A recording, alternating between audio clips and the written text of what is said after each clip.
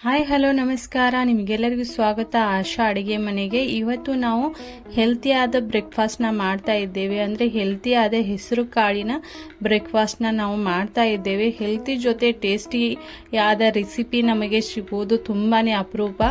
ಅದರಲ್ಲಿ ಈ ರೆಸಿಪಿ ತುಂಬಾ ಟೇಸ್ಟಿ ಕೂಡ ಅಷ್ಟೇ ಹೆಲ್ತಿ ಕೂಡ ಆಗಿರುತ್ತೆ. ಒಂದ್ಸರ್ತಿ ಟ್ರೈ ಮಾಡಿ.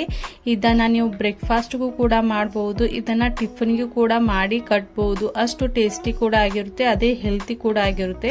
ಹಾಗಾದ್ರೆ ಇದನ್ನ ಯಾವ ರೀತಿ ಮಾಡಬೇಕು ಅನ್ನೋದನ್ನ ನೋಡೋಣ ಬನ್ನಿ. ಎಲ್ಲಕ್ಕಿಂತ ಮೊದಲು ನಾನು 2 ಕಪ್ಪಷ್ಟು ಹೆಸರು ಕಾಳು, ಮೊಳಕೆ ಬಂದಿರುವ ಹೆಸರು ಕಾಳನ್ನ ತೆಗೆದುಕೊಂಡಿದ್ದೇನೆ. ನೀವು ಇಲ್ಲಿ ಜಸ್ಟ್ ನೆನೆಸಿರುವ ಹೆಸರು ಕಾಳನ್ನ ಕೂಡ ತೆಗೆದುಕೊಳ್ಬಹುದು. ಅದರ ನಂತರ ನೋಡಿ, ಇದಕ್ಕೆ ನಾನು ಅರ್ಧ ಇಂಚದಷ್ಟು ಶುಂಠಿನ ಹಾಕ್ತಾ ಇದ್ದೇನೆ.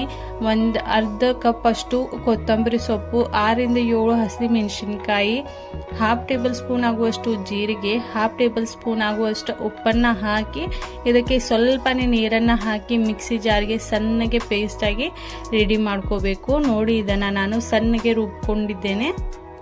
ಈ ರೀತಿಯಾಗಿ ರುಬ್ಬಿದ ನಂತರ ನೋಡಿ, ಇದನ್ನ ಒಂದು ಬೌಲ್ಗೆ ತೆಗೆದುಕೊಳ್ಬೇಕು. ಇದನ್ನ ಎಲ್ಲವನ್ನು ನಾನು ಒಂದು ಬೌಲ್ಗೆ ಟ್ರಾನ್ಸ್ಫರ್ ಮಾಡ್ತಾ ಇದ್ದೇನೆ.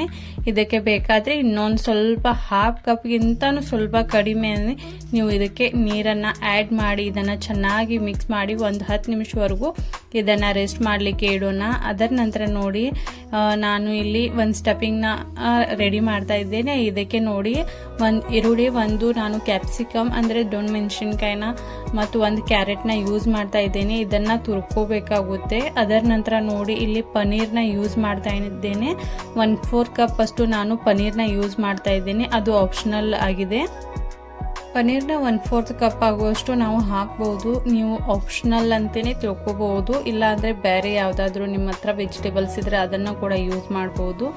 ಅರ್ಧ ಟೇಬಲ್ ಸ್ಪೂನ್ಗಿಂತ ಸ್ವಲ್ಪ ಕಡಿಮೆ garam masala, half table spoon ಅಲ್ಲ 1/4 ಟೇಬಲ್ ಸ್ಪೂನ್ ಅಷ್ಟು ನಾನು ಉಪ್ಪನ್ನು ಹಾಕಿ ಇದನ್ನು ಚೆನ್ನಾಗಿ ಮಿಕ್ಸ್ ಮಾಡ್ಕೋಬೇಕು. ಇದನ್ನು ಮಿಕ್ಸ್ ಮಾಡಿದ ನಂತರ ನೋಡಿ, ಇಲ್ಲಿ ನಾನು ನಾನ್ ಸ್ಟಿಕ್ ತವೆನ ಯೂಸ್ ಮಾಡ್ತಾ ಇದ್ದೇನೆ, ಅಂದರೆ ದೋಸೆ ತವೆನ ಯೂಸ್ ಮಾಡ್ತಾ ಇದ್ದೇನೆ. ಇದಕ್ಕೆ ಸ್ವಲ್ಪನೇ ನಾವು ಆಯಿಲ್ನ ಹಾಕಿ ಈ ರೀತಿಯಾಗಿ ಈ ಬ್ಯಾಟರ್ನ 1 ಸ್ಪೂನ್ ಅಷ್ಟು ಹಾಕಿ ನಾವು ಇದನ್ನು ಚೆನ್ನಾಗಿ ಸ್ಪ್ರೆಡ್ ಮಾಡ್ಕೋಬೇಕು.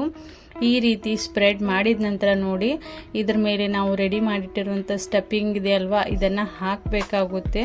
ಈ ರೀತಿಯಾಗಿ ನಾನು ಇದ್ರ ಮೇಲೆ ಸ್ಟಫಿಂಗ್ನ ಎಲ್ಲವನ್ನು ಹಾಕ್ತಾ ಇದ್ದೇನೆ. ಈ ರೀತಿ ಸ್ಟಫಿಂಗ್ನ ಹಾಕಿದ ನಂತರ ಈ ಸ್ಪ್ರೆಡ್ ಮಾಡ್ಕೋಬೇಕು. ಸ್ಪ್ರೆಡ್ ಮಾಡಿದ ನಂತರ ನೋಡಿ, ಮೇಲೆ ಒಂದು ಸ್ವಲ್ಪ ಈ ರೀತಿಯಾಗಿ ಪ್ರೆಸ್ ಮಾಡೋಣ. ಪ್ರೆಸ್ ಮಾಡೋದ್ರಿಂದ ನಾವು ಟರ್ನ್ ಮಾಡುವಾಗ ಅದು ಬೀಳೋದಿಲ್ಲ, ಅದ್ರಗೋಸ್ಕರ ಸ್ವಲ್ಪ ಪ್ರೆಸ್ ಮಾಡಬೇಕಾಗುತ್ತೆ. ಇದನ್ನು ನಾವು ಬೇಯಿಸುವಾಗ ಗ್ಯಾಸ್ನ ಮೀಡಿಯಂ ಫ್ಲೇಮಲ್ಲಿಟ್ಟು ಬೇಯಿಸಬೇಕಾಗುತ್ತೆ. ಸ್ವಲ್ಪ ನೋಡಿ, 1 ನಿಮಿಷ ಆದ ನಂತರ ಸೈಡ್ನಿಂದ ಸ್ವಲ್ಪನೇ ಆಯಿಲ್ ಹಾಕಿ ಇದನ್ನು ಟರ್ನ್ ಮಾಡಬೇಕು. ಈ ರೀತಿಯಾಗಿ ಟರ್ನ್ ಮಾಡಿ ನಾವು 2 ಸೈಡ್ದಿಂದ ಚೆನ್ನಾಗಿ ಇದನ್ನು ಬೇಯಿಸಬೇಕಾಗುತ್ತೆ. ಈ ರೀತಿಯಾಗಿ ಬೇಯಿಸಿದ ನಂತರ ಇದನ್ನು ಸೈಡಲ್ಲಿ ತೆಗೆದಿಟ್ಟು ಮತ್ತೊಂದು ನಿಮಗೆ ನಾನು ಇಲ್ಲಿ ಚೆನ್ನಾಗಿ ಬೇಯಿಸಿ ತೋರಿಸ್ತಾ ಇದ್ದೇನೆ. ನೋಡಿ, ಸ್ವಲ್ಪನೇ ಆಯಿಲ್ ಹಾಕಿ ಇದ್ರ ಮೇಲೆ ಬ್ಯಾಟರ್ನ ಹಾಕಬೇಕಾಗುತ್ತೆ. ಬ್ಯಾಟರ್ನ ಹಾಕಿದ ನಂತರ ಸ್ವಲ್ಪ ಸ್ಪ್ರೆಡ್ ಮಾಡಿಕೊಂಡು ನಾವು ರೆಡಿ ಮಾಡಿಟ್ಟಿರುವಂಥ ಸ್ಟಫಿಂಗ್ನ ಇದ್ರ ಮೇಲೆ ಹಾಕಿ ಇದನ್ನು ಮತ್ತೆ ನಾವು ಬೇಯಿಸಬೇಕಾಗುತ್ತೆ. ಇದನ್ನು ಬೇಯಿಸುವಾಗ ನಾವು ಗ್ಯಾಸ್ನ ಮೀಡಿಯಂ ಫ್ಲೇಮಲ್ಲಿ ಇಡಬೇಕು. ಇದನ್ನು ಬೇಯಿಸುವಾಗ ಇದು ಚೆನ್ನಾಗಿ ಬೆಂದಿರಲಿಲ್ಲ ಅಂದರೆ, ಸುಟ್ಟಿರಲಿಲ್ಲ ಅಂದರೆ ಇದು ಟರ್ನ್ ಮಾಡುವಾಗ ಇದು ಮುರಿಯುತ್ತೆ. ಅದ್ರಗೋಸ್ಕರ ನೋಡಿ, ಇದನ್ನು ಚೆನ್ನಾಗಿ ಮೀಡಿಯಂ ಫ್ಲೇಮಲ್ಲಿಟ್ಟು ಗ್ಯಾಸ್ ನೀವು 1-2 ನಿಮಿಷವರೆಗೂ ಚೆನ್ನಾಗಿ ಬೇಯಿಸೋದ್ರಿಂದ ಇದನ್ನು ನೀವು ಟರ್ನ್ ಮಾಡುವಾಗ ಅಥವಾ ಹೊಳಿಸುವಾಗ ಇದು ಮುರಿಯೋದಿಲ್ಲ. ಅದ್ರಗೋಸ್ಕರ ನೋಡಿ, ನೀವು ಇದನ್ನು ಸ್ವಲ್ಪ ಚೆನ್ನಾಗಿ ಬೇಯಿಸಲಿಕ್ಕೆ ಬಿಡಿ 1-2 ನಿಮಿಷವರೆಗೂ. ಈ ರೀತಿಯಾಗಿ ಬೇಯಿಸಿದ ನಂತರ ನೋಡಿ, ನಾವು ಇದನ್ನು ಟರ್ನ್ ಮಾಡಿಕೊಂಡು ಚೆನ್ನಾಗಿ ಮತ್ತೆ ಬೇಯಿಸಬೇಕಾಗುತ್ತೆ. ಇದನ್ನು ನೀವು ಯಾವುದೇ ರೀತಿಯಾದ ಚಟ್ನಿ, ಗ್ರೀನ್ ಚಟ್ನಿ ಜೊತೆನೂ ತಿನ್ಬೋದು, ಇಲ್ಲ ಟೊಮೆಟೊ ಸಾಸ್ ಇದ್ದರೆ ಅದರ ಜೊತೆ ಕೂಡ ತಿನ್ಬೋದು. ತುಂಬಾ ಟೇಸ್ಟಿಯಾದ ಹೆಲ್ತಿಯಾದ ಬ್ರೇಕ್ಫಾಸ್ಟ್ ಇದೆ. ಇದನ್ನು ಒಂದ್ಸರ್ತಿ ಟ್ರೈ ಮಾಡಿ ಇದು ಯಾವ ರೀತಿಯಾಗಿದೆ ಅಂತ ಕಮೆಂಟ್ ಮಾಡಿ ಹೇಳಿ. ಇದೇ ರೀತಿಯಾಗಿ ನೀವು ಹೊಸ ಹೊಸ ವಿಡಿಯೋಗಳನ್ನು ನೋಡಬೇಕಂತ ಇದ್ದರೆ ನನ್ನ ಚಾನೆಲ್ನ ಲೈಕ್ ಮಾಡಿ, ಶೇರ್ ಮಾಡಿ, ಸಬ್ಸ್ಕ್ರೈಬ್ ಮಾಡೋದನ್ನು ಮರಿಬೇಡಿ. ಇದನ್ನು ನೋಡಿ, ನೀವು ಪುದೀನಾ ಚಟ್ನಿ ಅಥವಾ ಕೋಕೋನಟ್ ಚಟ್ನಿ ಇದ್ರೆ ಆದರೂ ಕೂಡ ತಿನ್ಬೋದು. ಇಲ್ಲ ಅಂದರೆ ನಿಮ್ಮ ಹತ್ರ ಟೊಮೆಟೊ ಸಾಸ್ ಇದ್ರೂ ಕೂಡ ಅದರ ಜೊತೆನೂ ಈ ಬ್ರೇಕ್ಫಾಸ್ಟ್ನ ತಿನ್ಬೋದು. ತುಂಬಾ ಟೇಸ್ಟಿ ಇದೆ. ನೋಡಿ, ಇದನ್ನು ನೀವು ಟಿಫಿನ್ಗೂ ಕೂಡ ಮಾಡಿ ಕಟ್ಬೋದು.